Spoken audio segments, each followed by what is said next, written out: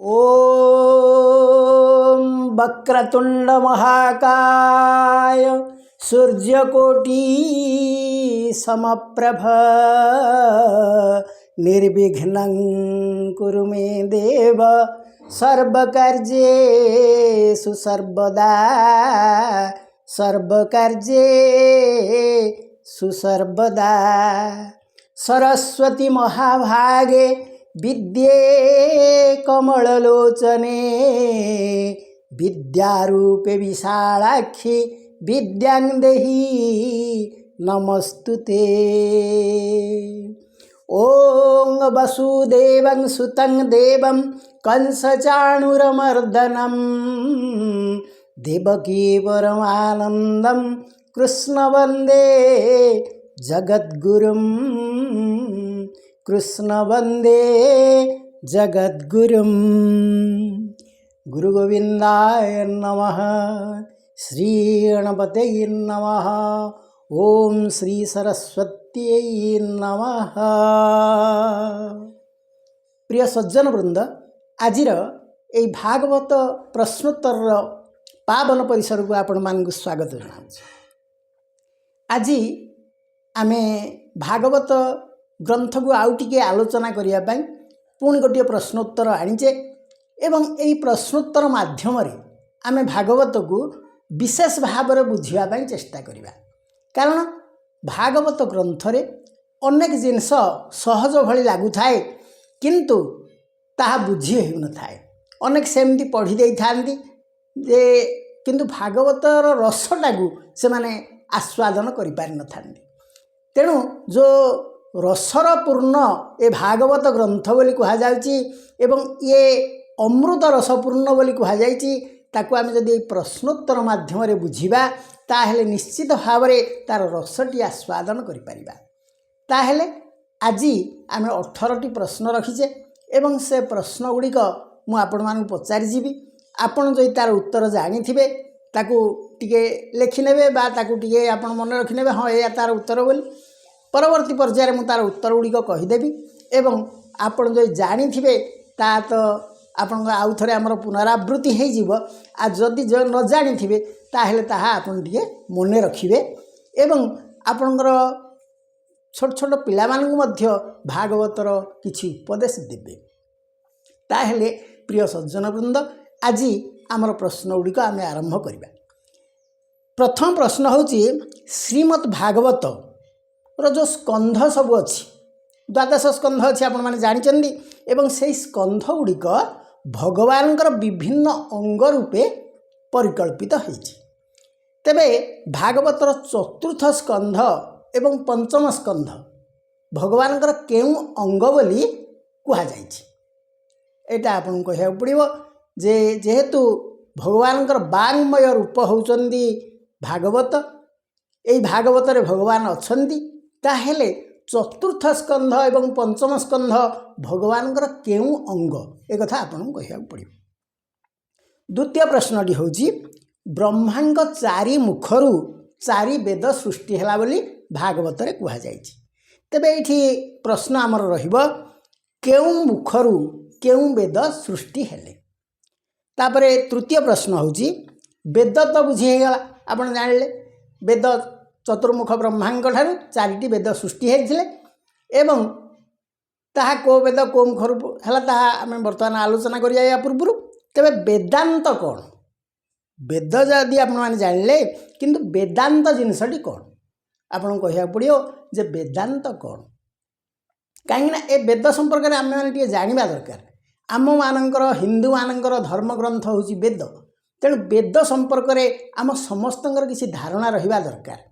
तेबे वेद तो आपण जानले वेदांत कोन ताहा एठी ए उत्तर रे आपण कहिबे। चतुर्थ प्रश्न होची उपनिषद गुड़िकर नाम कौन। केते गुड़ी उपनिषद अच्छी से गुड़िकर नाम आपको कहवा पड़ो। तापरे पंचम प्रश्न होची साधारणतः माला जपिला बेले बा कौन सी मंत्र जपिला बेले आमको कहा जाए जे 108 थर जपंतु। भगवान शंकर को जिते आम बेलपत्र दे था कहे 108 बेलपत्र चढ़ातु। तेणु ये जो 108 एक माला जपिला बेले कुहाए 108, बेलपत्र देला बेले 108, एमती विभिन्न समय आमको 108 कथा कुहाई थाए बा विभिन्न मंत्र जप करने 108 थर कुहाए। तेज 108 थर कहीं कुहाए ए कथा आपण तार उत्तर देवे। तापर षष्ठ प्रश्न हूँ भागवतर तृतीय स्कंधर सप्तविंश अध्याय कुहाई। भागवतर तृतीय स्कंधर सप्तविंश अध्याय कुहाई आहारे भल मंद नहीं जेबा मिलिब जहा तही। आहारे भल मंद नहीं जेबा मिलिब जहा तही। यार अर्थ कौन, यार भावार्थ कौन, यार तत्व अर्थ कौन, यहाँ आपको कहवा पड़ो। तापर सप्तम प्रश्न हूँ भगवान कंठरे जो माला शोभा पाए से ही मालारे गोटे मणि अच्छी से मणिटा को कौन कहुए। तापर अष्टम प्रश्न हूँ भागवतर तृतीय स्कंधर अष्टाविंश अध्याय कुहाई मालार ता कंठ शोभित भ्रमर गुंजने शब्दित ता मध्ये से मणि खचित जहा अटई जीव तत्व। तेज ये प्रश्न है मणि रे जीव तत्व खचित होती कहुई भागवत। तेबे ये जीव तत्वटी कौन, यहाँ आपको कहवा पड़ो। 9 नंबर प्रश्न हूँ भगवान तो सर्वव्यापी, आपण मैंने जानते भगवान होचन सर्वव्यापी। तेबे तांको आमे केबे केउठार देखुना है कहीं से सबुआड़े पूरी केतेबेले तो कोठी गोटे आम देखी दे पारंते कहीं देखुना है। यार उत्तर आपन कहे। 10 नंबर प्रश्न मुक्ति केते प्रकार आ कौन कौन मुक्ति मनीष जो चाहूँगी हे भगवान मते ए संसार मुक्ति कर दियंतु एवं से अनेक साधु सन्थ तपस्या करुचंती से माने कठोर तपस्या मध्य करुचंती संसार को जंजाल को पूरा बाहरी जाई सन्यास जीवन यापन करी कठोर तपस्या करुचंती मुक्ति पाई। तबे से मुक्ति कौन एवं मुक्ति केते प्रकार आ कौन कौन एक कथा आपन कहवा पड़ो। 11 नंबर प्रश्न रे मुक्तिर जो प्रकार भेद आपन कहिबे तार अर्थ गुड़िक मध्य कहवा को पड़ो। 12 नंबर प्रश्न हूँ दिन को दिन तनु क्षीण जेसने पुरुणा बसन। ये भागवतर बाणी। यह भागवतर केउ स्कंधर केउ अध्याय कहुई आपन कहवा पड़ो। दिन को दिन तनु क्षीण जेसने पुरुणा बसन। यह भागवतर केउ स्कंधर केउ अध्याय कहुई। 13 नंबर प्रश्न हूँ यही जो कथाटी कहगला दिन को दिन तनु क्षीण जेसने पुरुणा बसन यार भावार्थ कौन यार तत्व अर्थ कौन एक कथा बुझेगा पड़ो। ये हूँ 13 नंबर प्रश्न। 14 नंबर प्रश्न हूँ भृगु किए। 15 नंबर प्रश्न हूँ चतुर्थ स्कंधर चतुर्थ अध्याय कहुई मूर्धनि भेदी तत्क्षण शून्य मिशिला 10 प्राण। तेणु 10 प्राण शून्य मिशिगला बोली कहगला। तेरे दई जो 10 प्राण कथा कहगला यह कौन कौन 10टी प्राण मनीष देहर अच्छी से 10 प्राण जाक कौन जो प्राण छाड़ी जाए 10 प्राण चली जाए से 10 प्राणटी कौन कौन। तापर 16 नंबर प्रश्न भगवान शंकरंकर निवास केउठारे बोली पुराण रे कहुई बा भागवत रे कहुई। 17 नंबर प्रश्न हूँ दक्ष यज्ञ को निमंत्रण थिले मध्य भगवान शंकर को दक्ष निमंत्रण करने किंतु दक्ष यज्ञ को निमंत्रण थिले मध्य 2 जन देवता जाई नथिले से 2 जन देवता किए। 18 नंबर प्रश्न हूँ से 2 देवतांकर न जीवार कारण कौन। भागवत जो वर्णना करिसेंती जे 2 जन देवता निमंत्रण पाइथिले मध्य गले नहीं एवं से न जीवार कारणटा कौन आपको 18 नंबर प्रश्न रे उत्तर रे कहवा को पड़ो। ताहेले प्रिय सज्जन वृंद आमे भागवतर ये जो अध्ययन करुचे ए पर्यंत आमे चतुर्थ स्कंध पर्यंत चली आसिले। क्रमानुसारे प्रथम पृष्ठा ठारू आमे ए पर्यंत गति करी आसचे। जो भाई बंधु माने आमर आरंभरू देखी नाहांदी कार्यक्रम से चाहिए यूट्यूब रे मध्य मानस दर्पण चैनल रे देखि पारिबे। आरंभरू शेष पर्यंत आम चतुर्थ स्कंध पर्यंत आसिले एवं एहा पर मध्य आम भागवत संपूर्ण करिबा ताहेले एवं ताकू एहिपरि भाव रे जेतेले पठन होउची आम किछि बुझुचे पुणी ताकू प्रश्नोत्तर माध्यम रे आउ टिके एनालिसिस करूचे बा आउ टिके विक्षिप्त भाव रे बुझिबा ପାଇଁ चेष्टा करूचे। तेणु ए सब कले कौन लाभ होउची ना आमे निश्चित भाव रे गुड़िए बदगुण को त्याग करि पारिबा एवं किछि सद्गुण आहरण करि पारिबा। कारण मनुष्य जीवन रे कौन आपण नेइकरी जिबे जदि आपण किछि सद्गुण रखिचंदी ताहेले जे संसार त्याग करिवे लोक माने आपण मान को झुरी हेबे केड़े भल लोक जणे थिले केते सुंदर कथा कहूथिले। तेणु एई होउची कथा किंतु जदि आपण किछि बदगुण धरिथिबे ताहेले लोक माने कहे से लोकटा थाईगिरी संसार रे गोटे ओजनिया भलिया हितला हो गला बहुत भल हला। तेणु आमे काहेकि कहार क्षति करिबा काहेकि कहा ऊपर क्रोध करिबा अहंकार रखिबा कारण ए मनीष जीवन होउची क्षणस्थायी। तेबे एही परिप्रेक्षी रे आमे जानुचे जाणु जाणु मध्य भूल करूचे ए कथा समस्ते जानନ୍ତି काहेकि ना आमे जानिचे काम क्रोध लोभ मोह मद मात्सर्य ए सब होउचंदी शत्रु किंतु एमाने सदा सर्वदा आमको तांक आड़को आकर्षित करूचंदी तुमे आम भलिया हेई जाओ क्रोध कसिकिरी क्रोध कर से काम कहूची तुमे काम नारे पशि जाओ एवं एठी ए जिनस होउची सेठी से जिनस होउची जाई तुमे सब देख। तेणु से आमको विभिन्न आड़को टाणुचंदी नाच सिनेमा ए सब जिनस कामनार सृष्टि करूचंदी एवं केतेक उद्भट चरित्र मध्य आजिकल यूट्यूब रे मध्य नाच गीत करूचंदी। तेणु से सब मनुष्य को आकर्षित करे। तेणु काम क्रोध लोभ एवं लोभ एभली एक भयंकर शत्रु अन्य माने हुए तो बयस बढ़ीगला क्रमे क्रमे काम क्रोध एवं मद मात्सर्य ये सब धीरे धीरे पड़े जाती किंतु लोभ गोटे जिनस सी शेष पर्यंत रहे। तेणु लोभ जे संपूर्ण त्याग करिया को कहउनी किंतु लोभर बशवर्ती आपण होंतु नाही।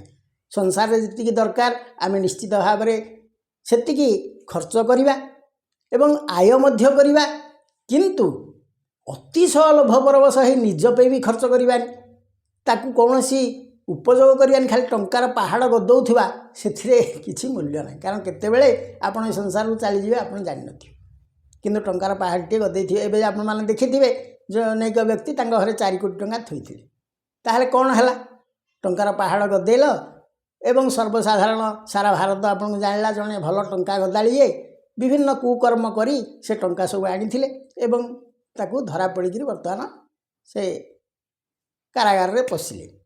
तेणु गुड़िए खराब काम कले खराब फल निश्चित मिल सत्कर्म कले सत्फल मिल एवं आशीर्वाद युक्त आपण हेबे। यही परिप्रेक्षी रे गोटे कहानी मन पड़ जाउची जे दिने श्रीकृष्ण अर्जुन एवं भीम से माने जाउथिले कुआडे जाउथिले ना जरासंध पाखकू जाउथिले ताकू मारिबा उद्देश्य से माने किपरि जाउथिले ना 3टी छद्मवेशी ब्राह्मण रूप में जाउथिले। से कौन से रथरे जाउ नथिले चाली चाली जाउथिले कारण जरासंध एपरि भाव रे तार अंचल को साइज कर रखिथिला जे केही जदि शत्रु आसे ताहेले तार सब विभिन्न गोटे टेक्निकल बा कौशल ए सब से रखिथिला जो माने कि जानी पारिबे जे माने शत्रु आसुचंदी। तेणु एमाने शत्रु भली न हेई ब्राह्मण रूप रे जाउथिले एवं ताकू सत्य करई ता सहित युद्ध करार मध्य योजना करथिले जोठिकी से सहजरे सत्य करदेव ब्राह्मण माने कौन बा मागिबे एया चिंता कर से सत्य करिवो एवं ता सहित युद्ध हबो मल्ल युद्ध रे ताकू विनाश करा जिवो एया थिला तांकर उद्देश्य। तेणु से माने छद्मवेश ब्राह्मण हिसाब रे श्रीकृष्ण अर्जुन एवं भीम से माने जाउथिले जरासंधर राज्य को बाटरे गोटे जगार राति हो गला एवं से सेठी अवस्थान कले किंतु श्रीकृष्ण कहिले आमे एई गछ मूले सिना रहिबा किंतु मते किछि विपदर सूचना लगुच, कारण ये जरासंध बहु कौशली दुर्मति एवं सन्देही प्रकृतिर लोक। तेणु आमे एठी रहीचे काले किछि अघटन घटिब, तेणु सेथिपाई आमे रात्रि 3 जण जाक पाली करी जगिबा। धरंतु राति 9टारे आमे जदि शोइले ताहेले सकाळ 6टा पर्यंत जो रहिला आउ समय 9 घंटा आमे 3 घंटा जगिदेवा एवं जगिकिरी तापरे आमे सकाळ उठी चली जाबा, कारण आमे शोइथिबा काले किछि विघ्न घटी जिवो। तेणु से सेठी तांकर गोटे तंबू भलिया टाणी से सेठी विश्राम नेले एवं प्रथम प्रहर अर्जुन जगिले। कहीं अर्जुन होचन निद्राजयी, तांकर निद तांको अधीन रे। तेणु से कहले किछि तुम भय करनी, मु राति सारा जगिजीबी, केही आउ तुम जगिबा दरकार नहीं, तुम 2 जण जाक शुओ। श्रीकृष्ण एवं भीम शोइले, अर्जुन जगिले। हठात एक रातिर किछि अंश गड़ीगला परे हठात एक राक्षस आसी पहुँचीगला एवं से कहला मो सहित युद्ध कर, ना तुम मारी खाईजी। अर्जुन कहले ठीक अच्छे, आम युद्ध पे प्रस्तुत अच्छु। ना ना मो सहित मल्ल युद्ध करिया पड़ो। ना हाँ करी। अर्जुन समस्त युद्ध विद्यार से समर्थ थिले, तेणु से मल्ल युद्ध मध्य आरंभ कले। क्रमे से देखिले अर्जुन से राक्षस अनेक कुवाक्य कहला एवं अर्जुन मध्य कहले, परस्पर भितर गाड़ी दिया निया हेई तांकर युद्ध बजाय रखिले, किंतु अर्जुन देखिले से पारु नाहंती। क्रमे समय गड़ी आसुची, से 3 घंटा पर भीम तांकर निद भांगिला, कारण से या कथा थिला अर्जुन आग जगिबे, तापर भीम कहले ना ना तुमे कहीं राति सारा अनिद्रा हो, मु जगिबी। तेणु से तांकर निद 3 घंटा पर भांगीगला। तेणु राति 12टार जिते भीमंकर निद भांगी जाए, देखिले राक्षस सहित अर्जुन लड़ुचंती। उभय झाड़नाड़ हो जाइछंती, केही हारिला भलिया लागुनी कि केही जिणिला भलिया लागुनी। तेणु भीम उठिले, कहले राक्षस रही जा, से हूँ धनुर्धर, धनुर्विद्या युद्ध करू कि ना, धनुर्विद्या मु करी, मु मल्ल युद्ध करी। ना मल्ल युद्ध कले मो सहित मल्ल युद्ध कर, तुम जापर मल्ल युद्ध कौन। आ तांको सहित युद्ध कले कौन हम, से तो धनुर्धर, से जानती मल्ल विद्या जानती, हेले भी से नुह मो सहित युद्ध कर कही से अर्जुन को आड़े दे निजे ता सहित मल्ल युद्ध कले।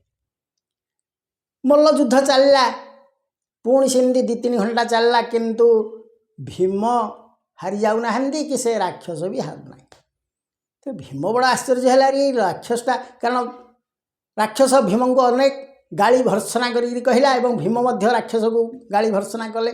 परस्पर भितर क्रोधरे पाटी तुंड हो कंपिला, किंतु केही जिणिले पारे नहीं, केही विजय लाभ करि पारु नाहंती। उभय झाड़नाड़ हो सारे। 3 घंटा चलीगला। एथर श्रीकृष्ण उठिले। श्रीकृष्ण उठी कहले भीमसेन रुह, सी राक्षस को मुझे कौशल शिखी ताकू मारिदेवी।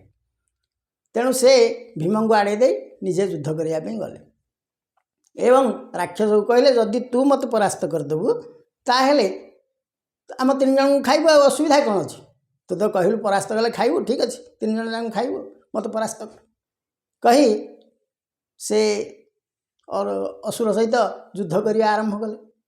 किंतु असुर जेते कुवाक्य कहला श्रीकृष्ण किसी शुणिले ना, खाली हसुथा। से कुवाक्य कही चली थाए, अनेक गाड़ी दे थाए, तुम मूर्ख पाषाण अधम विभिन्न जिनस से गाड़ी दे कहू थाए, किंतु श्रीकृष्ण मुखरे से स्मित हास्य। किंतु युद्ध चली थाए, मल्ल युद्ध ठीक जमी हवा कथा चली थाए, किंतु श्रीकृष्ण किसी कुभाषा कहू न था, मुखमंडल से स्मित हास्य देखागला। क्रमे असुर दुर्बल हो जाउची एवं से भूपतित है। श्रीकृष्ण ताकू पदाघात कले एवं तार मृत्युवरण है, किंतु मारी सारला परे भी श्रीकृष्ण से स्मित हास्य। भीम एवं अर्जुन कहले प्रभु आमे तो समस्त आपण जो कौशल रे युद्ध कले, आमे तो समस्त कौशल करिथिलु, हुए तो मु केतटा कौशल, अर्जुन कहले मु केतटा कौशल हुए तो जान नथिली, किंतु बड़ भाई भीम से तो समस्त कौशल जानती मल्ल विधान, ताहले से केमती हारले, आपण केमती जिणिले। तेणु जनापड़ी आप जो मायाधर नाँटी आपणकर से कथा आपड़ ये गोटे कौन गोटे माया करदे ना आम केमी हारीगलु आपड़ कमी जिणीगल श्रीकृष्ण कहले मोर माया करिवार किछि ना मोर कथा हूँ जे मु क्रोध करे ना क्रोध मनीष को दुर्बल कर दिए तेणु तुम्हें दी भाई ता सहित युद्ध कल किंतु क्रोधरे जो कुवाक्य सब ताकू कहल ता द्वारा तुम देहरे थिबा शक्ति ताहा नष्ट हो गला तेणु क्रोध हूँ गोटे भयंकर कुकुर सदृश तार किछि बाछ विचार न थाए तेणु मनीष जदि क्रोध परवश हो जाए काहाकू कि प्रकार कुवाक्य कहीदिए एवं सेई वाक्य आपण जन को विधाटे मारी से भूली जाई पारे किंतु एमिति वाक्यटे कही से जीवन सारा मन रखि हाँ मते इमिति कहला तेणु क्रोध परवश हो कुवाक्य केबे हेले कहंतु नाही काहेकि ना क्रोध द्वारा आम निजर क्षति होता है एवं सामना लोकर मध्य क्षति होता है जदि से भल लोक होता है ताहले आम क्रोधवश हो क्रोध परवश हो ताकू कही कुवाक्य ता देहरे जीवन सारा क्षत सृष्टि करिथा किंतु जदि आम किछि न कहिबा ताहले जदि किछि कौनसी ठारे गंडगोल हो गला आपण आमे तो एभली कहा सहित मल्लयुद्ध करे नाही आमे क्रोध परवश ही केतेले कहा सहित जुक्ति तर्क करे किंतु मने रखिबे आपणकर जुक्ति सदा सर्वदा शाणित होइथिबा दरकार तीक्ष्ण होइथिबा दरकार एवं बुद्धि युक्त होइथिबा दरकार आपणक कथा को आपण साब्यस्त करिवा पई मधुर स्वर रे एवं जुक्ति संगत भाव रे ज्ञान गर्भक भाव रे आपण कथाटी उपस्थापन करंतु आपण जदि कथाटी ठीक भाव में उपस्थापित करेंगे ताहले क्रोध करुथिया व्यक्ति मध्य शांत हो किंतु से क्रोध करुची बोली आपण जदि क्रोध करेंगे ताहले आपण भी दुर्बल होइजिबे एवं आपण केतेबेले कौन कहिजिबे आपण पाटू बहुत उल्टा पल्टा कथा कहिजिबे तेणु क्रोध मनुष्य को पागल कर दिए अशांत कर दिए तेणु से कथा श्रीकृष्ण कहले जे तुम्हें जेहेतु दी जन जाक क्रोध कल तुमर किछि बल क्षय हो गला एवं तुम्हें तार कुवाक्यर उत्तर आदौ दवा उचित नथिला कारण आमर उद्देश्य ताकू आम परास्त करने कथा मुझे उद्देश्य रखी मु असुर को परास्त करी तेणु तुम्हें आरंभ मूलर शेष पर्यंत लक्ष्य कर केवल हसुली कारण से जो हारी जाऊला मु हसुली मुझे भी तले पड़ जाऊली मु भी हसुली कारण मु ठीक प्रयोग करूनी मो बल बोली निजक निजे हसुली और से जो पड़ जाऊला हाँ मुझे परास्त करदेली बोली हसुली तेरे मु रागिबी कहीं तेणु आमको से यही शिक्षा दियंती जे क्रोध को निज आयत्तर रख कारण क्रोध बेले बेले अनेक भयंकर विपद सृष्टि कर दे पारे एवं पर जितेबाला आम अनुताप करवा पश्चाताप करवा से किसी न था तेणु प्रिय सज्जन वृंद भागवत आमको यही शिक्षा दियंती जे आमे यही जो 6टी जाक शत्रु आमर अछंती तांको उपरे आमे आधिपत्य विस्तार करिबा तांको अधीन हो जिबा नाही ताहेले मनुष्य जीवन सहज सरल एवं सुगम हो पारिबो ताहेले आज प्रश्नोत्तर कार्यक्रम को आसीबा प्रथम प्रश्न थिला श्रीमद् भागवत जो स्कंध सब अछि से सब भगवानकर विभिन्न अंग रूपे परिकल्पित तेबे भागवतर चतुर्थ स्कंध भगवानकर केउ अंग और पंचम स्कंध भगवानकर केउ अंग बोली वर्णना करा जायछि चतुर्थ स्कंध को कहा जाउछि कटी एवं पंचम स्कंध को कहा जाउछि नाभि तेणु ये हला प्रथम प्रश्न उत्तर द्वितीय प्रश्न होछि ब्रह्मांगर 4 मुखरु 4 वेद सृष्टि होइथिले तेबे केउ मुखरु केउ वेद सृष्टि होइथिले ब्रह्मांगर सीधा सड़क थिबा मुखरु बा पूर्व को दिग को मनकर ब्रह्मा मुह कर बसचंदी ते पूर्व आड़ को मुह कर मुखरु बाहरले ऋग वेद एवं दक्षिण पटु डाहाण पट को थिबा मुखरु बाहरले यजुर्वेद एवं पश्चिम मुखरु पछपट को जो मुख रही पश्चिम पट मुखरु बाहरले सामवेद एवं उत्तर पट मुखरु बा वाम पट मुखरु ବାହାରିଲେ ଅଥର୍ବବେଦ। ତେଣୁ ଏହିପରି ଭାବରେ ବ୍ରହ୍ମାଙ୍କ 4 ମୁଖରୁ 4 ବେଦ ସୃଷ୍ଟି ହୋଇଛନ୍ତି।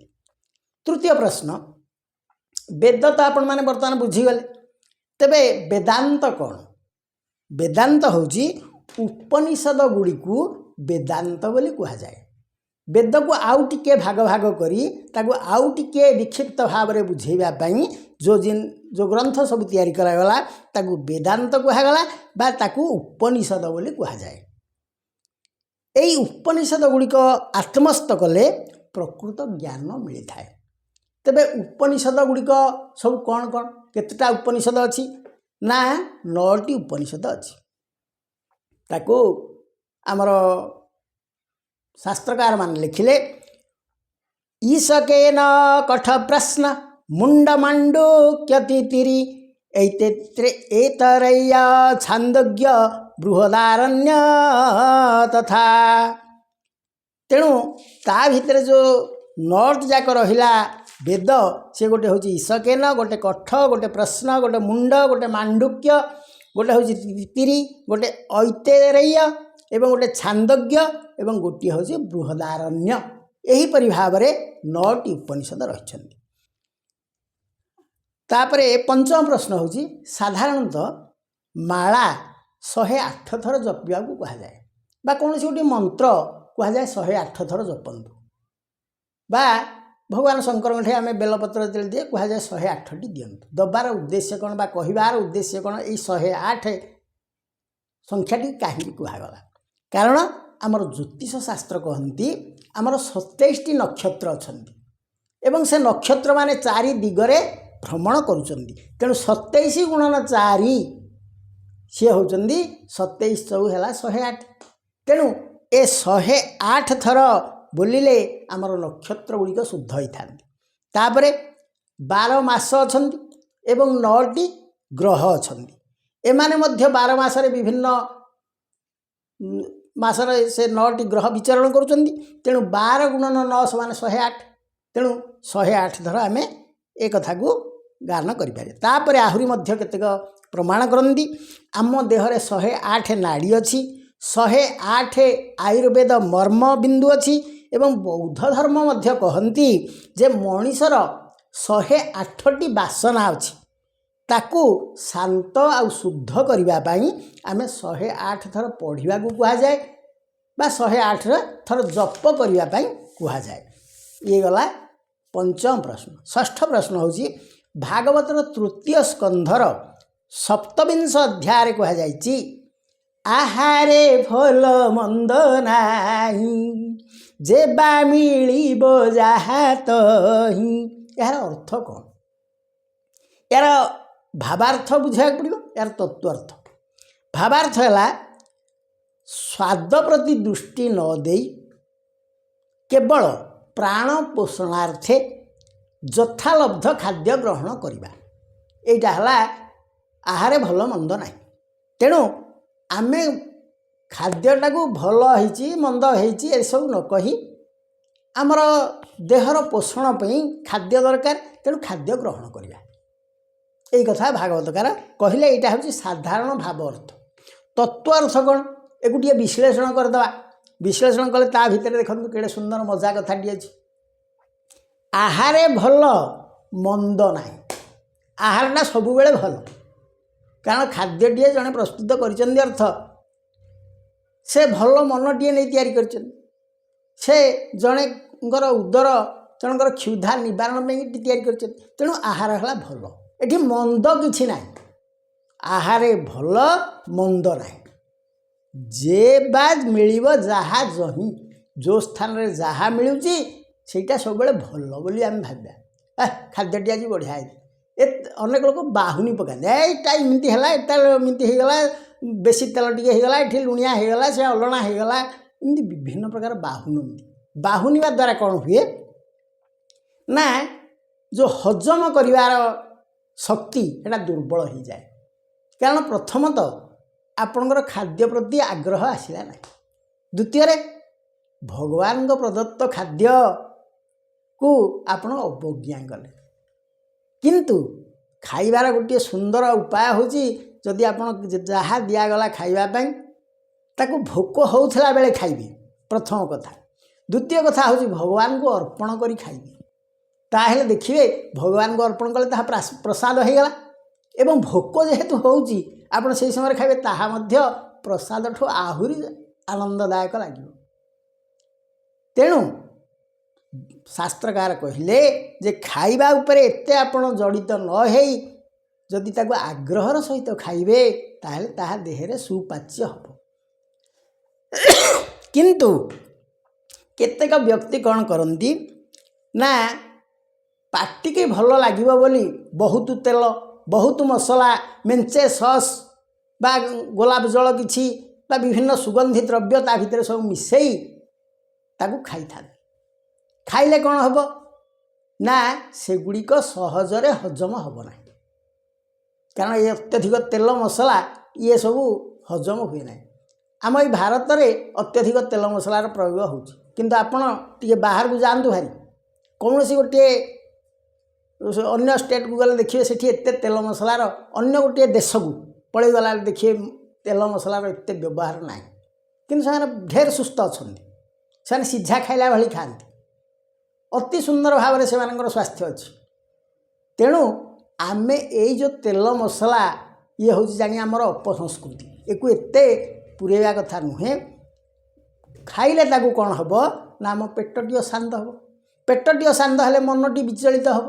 तेणु आहारटा जेते शुद्ध सरल होइथिबो एवं निराडंबर होइथिबो ताहा आपणको देह पाई बहुत भल एवं मन पाई बहुत भल। सेइथिबेई आमर भागवतकार कहिले हे मानव माने सबुबेले चिंता कर आहारे भल मंद नाही मंद आदौ नाही आहार केबे हेले घृणा करंतु नाही खाद्य को अलणा होइछि टिके लुण पकई दियंतु और लुणिया हो जाइछि ताकू टिके पानी बा अन्य कौन जिनस मिसेकी एडजस्ट कर दियंतु। तेणु आमे एपरि भाव आहार को सम्मान देवा तांको केबे निंदा करिवा नहीं कारण आहार होचंदी लक्ष्मी। तेणु भागवतकार यही कथा कहिले आहारे भल मंद नहीं। तापर सप्तम प्रश्न होची भगवान कंठरे जो माला शोभा पाए से ही माला रे गोटे मणि अच्छी से मणि की कौन कह जाए तार उत्तर होची से मणि की कह जाए कौस्तुभ मणि। ताहले अष्टम प्रश्न एठी गोटे टैग क्वेश्चन होची कौस्तुभ मणि संपर्क में भागवतर तृतीय स्कंधर 28 अध्याय कहगला मालार ता कंठ शोभित भ्रमर गुंजने शब्दित ता मध्य से मणि खचित जहा अटई जीव तत्व ता मध्य कौस्तुभ खचित जहा अटई जीव तत्व। तेणु ये कौस्तुभ मणिटा हूँ जीव तत्व बोली कहगला एवं एठी प्रश्न है जीव तत्व कौन जीव तत्व हूँ निर्लेप निर्गुण एवं निर्मल। तेणु से जो कौस्तुभ मणि से यही तत्व प्रकाश कर जीवटी प्रकृत से निर्लेप निर्गुण एवं निर्मल। धरत आपड़ गोटे खराब काम कले आपण माड़ खाइबे आपण देह थी आत्मा माड़ खाऊँ से खाइबा ना। तेणु से भाव में आत्मा ए देह भितर थिबा जीवनी शक्ति सदा सर्वदा निर्लेप आपण रोग है से देखला ए देह आउ मोर बासोपयोगी नुहे तेणु ये देह को छाड़ी आत्मा तार चलीगला आपणकर मृत्यु है तार मृत्यु है। तेणु से ही भाव में से जीव हूँ निर्लेप निर्गुण तार कौन गुण ना आपण प्रकृति आपण को जहाँ करिछि एवं से हूँ निर्मल शुद्ध पूरा। तेणु यहीटा हूँ जीव तत्व तांकर मणिरे खचित होइछि कारण शास्त्र कहले आत्मनमस्य जगतो निर्लेपण गुणामलम विभति कौस्तुभमणि स्वरूपम भगवान हरि।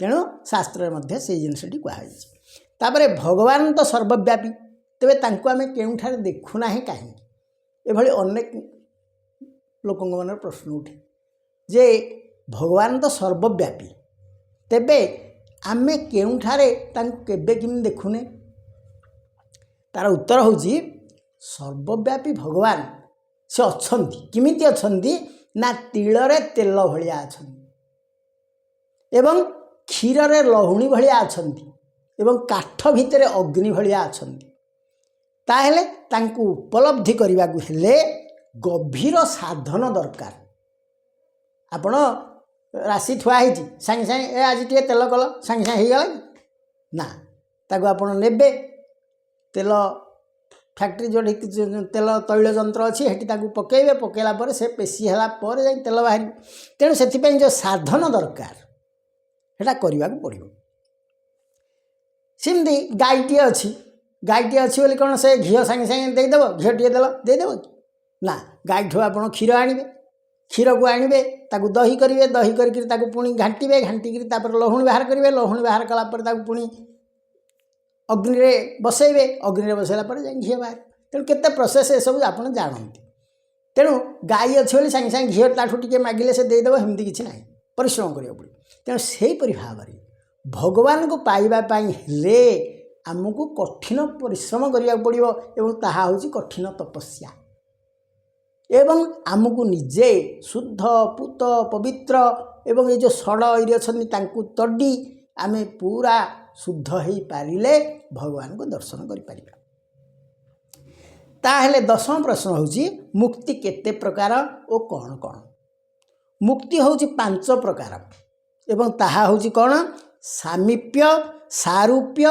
साजुज्य सालोक्य एवं ऐश्वर्य ताहले 11 नंबर प्रश्न पचरा होची जदि मुक्ति 5 प्रकार बोली जानिले आमे ताहेले सेगुड़िकर अर्थ कौन खाली तो कहीदेले हेनी सालुक्य सामीप्य साजुज्य एमती कहीदेले हेनी तार अर्थ सब कौन सामीप्य अर्थ भगवान को समीप नित्य अवस्थान एमिति गोटे मुक्ति मिले गोटे आत्मा को से जाई भगवान को पाखे सदा सर्वदा रही ताला सामीप्य मुक्ति सारूप्य सारूप्य मुक्ति कौन ना से भगवान को रूप प्राप्त हो जावा आमर कथा अच्छी जे वैकुंठपुरी रे समस्ते देखा चतुर्भुज एवं भगवान को स्वरूप तेणु जो माने सारूप्य मुक्ति पाइबे से मानके भगवान को रूप प्राप्त हो पारे तापर साजुज्य साजुज्य मुक्ति कौन ना भगवान को विग्रह रे एकाकार हो जावा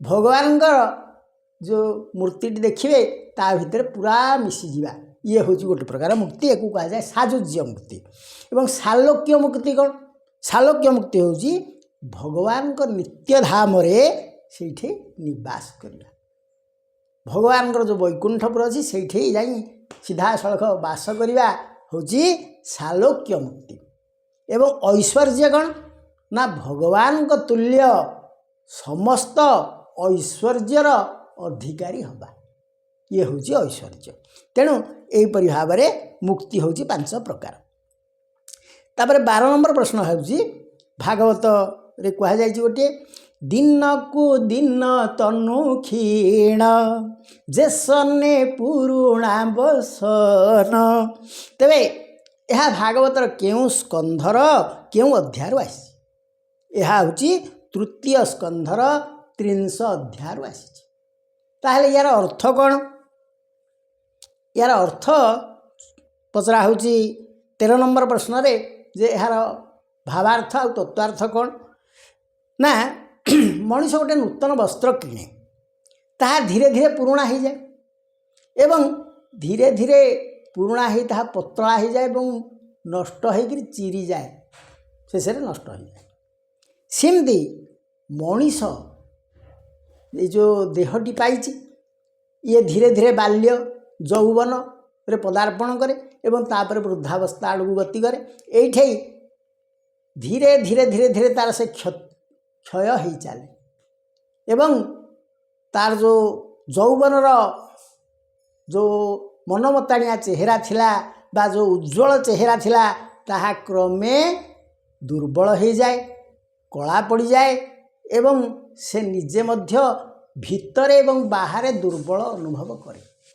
शेष मृत्यु एवं आहुरी मध्य କେତେକ ଆତ୍ମା ସେ ବାଲ୍ୟରୁ ଚାଲିଯାଆନ୍ତି, ଯୌବନରୁ ଚାଲିଯାଆନ୍ତି, ବାର୍ଦ୍ଧକ୍ୟ ନ ହେଉଣୁ ଚାଲିଯାଆନ୍ତି ବା ବାର୍ଦ୍ଧକ୍ୟରେ ପହଞ୍ଚୁ ପହଞ୍ଚୁ ଚାଲିଯାଆନ୍ତି। ତେଣୁ ଏଇସବୁ ହେଉଛି ଯେ ପୁରୁଣା ବସନ ଯେମିତି ଚିରିଯାଏ, ସେମିତି ଏଇ ଦେହଟି ଦିନକୁ ଦିନ କ୍ଷୀଣ ହୋଇଯାଏ ଏବଂ ସେ ଶେଷରେ ନଷ୍ଟ ହୋଇଯାଏ। ତେଣୁ ଏକୁ ଆମେ ଯଦି ସଦାସର୍ବଦା ସତେଜ ରଖିବାକୁ ଚାହିଁବା ତାହେଲେ ହରିନାମ ରୂପକ ତୈଳ ମର୍ଦ୍ଦନ କରିବା ବା ସାବୁନରେ ସଫା କରିବା ବା ତାକୁ ସଫାସୁତୁରା ଟିକେ ରଖିବା, ଭଗବାନଙ୍କ ନାମ କୀର୍ତ୍ତନ କରିବା। ତାହେଲେ ଏହା କିଛି ଦିନ ଟିକେ ଚଳଚଞ୍ଚଳ ହୋଇ ରହିବ ଏବଂ ଯେତେବେଳେ ତ ଯିବ ଯିବ ଆଉ କ'ଣ, ସହଜରେ ଚିରିବନି ଆଉ କ'ଣ, ଏଇ କଥା ଆଉ। 14 ନମ୍ବର ପ୍ରଶ୍ନ ହେଉଛି ଭୃଗୁ କିଏ? ଭୃଗୁ ହେଉଛନ୍ତି ଶୁକ୍ରାଚାର୍ଯ୍ୟ। ସେ ଦୈତ୍ୟମାନଙ୍କର ଗୁରୁ ଏବଂ ନଭମଣ୍ଡଳରେ ଯେଉଁ ନବଗ୍ରହ ଅଛନ୍ତି ତା ଭିତରେ ଶୁକ୍ର ଗ୍ରହ ରୂପେ ସେ ହେଉଛନ୍ତି ବିଦ୍ୟମାନ। ତାପରେ 15 ନମ୍ବର ପ୍ରଶ୍ନ ହେଉଛି ଚତୁର୍ଥ ସ୍କନ୍ଧର ଚତୁର୍ଥ ଅଧ୍ୟାୟରେ କୁହାଯାଇଛି ମୂର୍ଦ୍ଧନି ଭେଦି ତତକ୍ଷଣ ଶୂନ୍ୟେ ମିଶିଲା 10 ପ୍ରାଣ। ତାହେଲେ ଭାଗବତ ଅନୁସାରେ 10 ପ୍ରାଣ କ'ଣ? ଏଇଟା ଆମର ପ୍ରଶ୍ନ। 15 ନମ୍ବର ପ୍ରଶ୍ନ ହେଉଛି ଯେ 10 ପ୍ରାଣ କ'ଣ? ଯେତେବେଳେ ସତୀ ଯାଇ ଯଜ୍ଞକୁଣ୍ଡରେ ବସିଗଲେ, ଯଜ୍ଞକୁଣ୍ଡ ପାଖରେ, ଏବଂ ତାଙ୍କ ପିତାଙ୍କ ପ୍ରତି କ୍ରୋଧ କରି ତାଙ୍କ ସ୍ୱାମୀଙ୍କି ନିମନ୍ତ୍ରଣ ନ କରିଥିବାର ଅଭିମାନ କରି ସେ ସେହି ଯଜ୍ଞକୁଣ୍ଡ ପାଖରେ ବସିଲେ ଏବଂ ନିଜର ଆତ୍ମାହୁତି ଦେବା ପାଇଁ ତାଙ୍କର 10 ପ୍ରାଣକୁ ସେ ଶୂନ୍ୟରେ ମିଶାଇ ଦେଲେ। ତେବେ 10 ପ୍ରାଣ କ'ଣ? ଏଇଠି ପ୍ରଶ୍ନ ଯେ 10 ପ୍ରାଣ ଯାକ ହେଉଛି 1 ପ୍ରାଣ, 2 ଅପାନ, 3 ବ୍ୟାନ, 4 ଉଦାନ, 5 ସମାନ, 6 ନାଗ, 7 କୁର୍ମ, 8 କୃକର, 9 ଦେବଦତ୍ତ, 10 ହେଉଛି ଧନଞ୍ଜୟ। ଏହିପରି ଭାବରେ ଆମର 10 ପ୍ରାଣ ଦେହରେ ରହିଛନ୍ତି। 16 ନମ୍ବର ପ୍ରଶ୍ନ ହେଉଛି ଭଗବାନ ଶଙ୍କରଙ୍କର ନିବାସ କେଉଁଠାରେ? ଭଗବାନ ଶଙ୍କର ହିମାଳୟର କୈଳାସ ପର୍ବତରେ ବାସ କରନ୍ତି ବୋଲି ଆମର ପୁରାଣକାରମାନେ କହନ୍ତି। 17 ନମ୍ବର ପ୍ରଶ୍ନ ହେଉଛି ଦକ୍ଷ ଯଜ୍ଞଙ୍କୁ ନିମନ୍ତ୍ରଣ ଥିଲେ ମଧ୍ୟ 2 ଜଣ ଦେବତା ଯାଇନଥିଲେ। ସେ 2 ଜଣ କିଏ? ସେ 2 ଜଣ ହେଉଛନ୍ତି ବ୍ରହ୍ମା ଏବଂ ବିଷ୍ଣୁ। 18 ନମ୍ବର ପ୍ରଶ୍ନରେ ପଚାରୁଛି ସେମାନେ ନ ଯିବାର କାରଣ କ'ଣ? ସେମାନେ ନ ଯିବାର କାରଣ ହେଲା ସେମାନେ ଜାଣିଥିଲେ ଯେ ଦକ୍ଷ ଅହଙ୍କାର କରି ଭଗବାନ ଶଙ୍କରଙ୍କୁ ଏବଂ ତାଙ୍କର ପତ୍ନୀ ସତୀଙ୍କୁ ଡାକି ନାହାନ୍ତି। ଦକ୍ଷଙ୍କର କନ୍ୟା ହେଉଛନ୍ତି ସତୀ ଏବଂ ଜ୍ୱଇଁ ହେଉଛନ୍ତି ଭଗବାନ ଶଙ୍କର। ତେବେ ଝିଅ ଜ୍ୱଇଁକି ନ ଡାକିଥିବା ହେତୁ କାଳେ କିଛି ଅନର୍ଥ ଘଟିବ ଭାବି ବ୍ରହ୍ମା ଏବଂ ବିଷ୍ଣୁ ସେ ସ୍ଥାନକୁ ଯାଇନଥିଲେ। କାରଣ ସେମାନେ ଜାଣନ୍ତି ଯେ ଯଦି ସତୀ କିଛି ତାଙ୍କ ପିତାଙ୍କ ସହିତ ଯାଇ ଯୁକ୍ତିତର୍କ କରନ୍ତି ମୋ ସ୍ୱାମୀକୁ କାହିଁକି ଡାକିନାହ ବୋଲି, ବା ଧୈର୍ଯ୍ୟଟି ଶିବଶଙ୍କର ଯଦି କ୍ରୋଧିତ ହୁଅନ୍ତି ତାହେଲେ କିଛି ଅନର୍ଥ ଘଟିବ। ତେଣୁ ସେ 2 ଜଣ ଯାକ ରହିଯାଇଥିଲେ ଏବଂ ସେ ସ୍ଥାନକୁ ଯାଇନଥିଲେ। ତାହେଲେ ପ୍ରିୟ ସଜ୍ଜନବୃନ୍ଦ, ଆମର ପ୍ରଶ୍ନୋତ୍ତର କାର୍ଯ୍ୟକ୍ରମ ଏଇଠି ସରିଯାଇଛି। ଯଦି ଆମର ପ୍ରଶ୍ନୋତ୍ତର କାର୍ଯ୍ୟକ୍ରମ ଆପଣଙ୍କ ମନକୁ ଛୁଇଁଥାଏ ତାହେଲେ ଆପଣ ଟିକେ ଆମ ଏଇ ଚ୍ୟାନେଲକୁ ଲାଇକ୍ କରିଦେବେ, ସବସ୍କ୍ରାଇବ୍ କରିନଥିଲେ ସବସ୍କ୍ରାଇବ୍ କରିବେ ଏବଂ ଆପଣଙ୍କର ପ୍ରିୟ ପରିଜନମାନଙ୍କ ପାଖକୁ ଟିକେ ସେୟାର କରିଦେବେ। ଓମ୍ ସର୍ବେ ଭବନ୍ତୁ ସୁଖିନଃ, ସର୍ବେ ସନ୍ତୁ ନିରାମୟା, ସର୍ବେ ଭଦ୍ରାଣି ପଶ୍ୟନ୍ତୁ, ମା କଶ୍ଚିତ୍ ଦୁଃଖ ଭାଗ ଭବେତ୍।